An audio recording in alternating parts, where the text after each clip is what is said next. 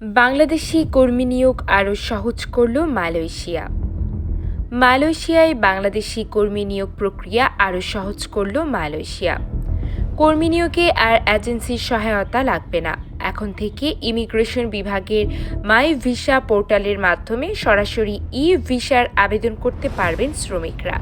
এতে মালয়েশিয়া যাওয়ার খরচ অনেক কমে যাবে। খবর দ্য স্টার মালয়েশিয়া।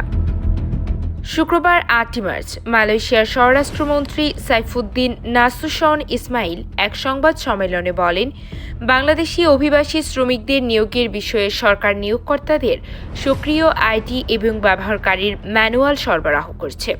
জনগণের সুবিধা বিবেচনায় মালয়েশিয়ার মানব সম্পদ ও স্বরাষ্ট্র মন্ত্রণালয় এসব সিদ্ধান্ত নিয়েছে।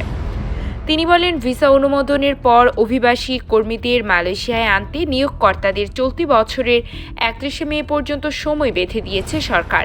এসব সিদ্ধান্ত অভিবাসী কর্মীদের শোষণ রোধ করবে বলেও আশা প্রকাশ করেন তিনি। এর আগে গত মাসে বিদেশি কর্মী নিয়োগে এজেন্টের হস্তক্ষেপ বন্ধের নির্দেশ দিয়েছিলেন দেশটির প্রধানমন্ত্রী আনোয়ার ইব্রাহিম। তিনি উদাহরণ দিয়েছিলেন, মালয়েশিয়ায় কর্মী হিসেবে আসতে নেপালের শ্রমিকদের খরচ মাত্র ৩,৭০০ রিঙ্গিত, কিন্তু বাংলাদেশ ও ইন্দোনেশিয়ার শ্রমিকদের প্রত্যেককে খরচ করতে হয় ২০,০০০ থেকে ২৫,০০০ রিঙ্গিত।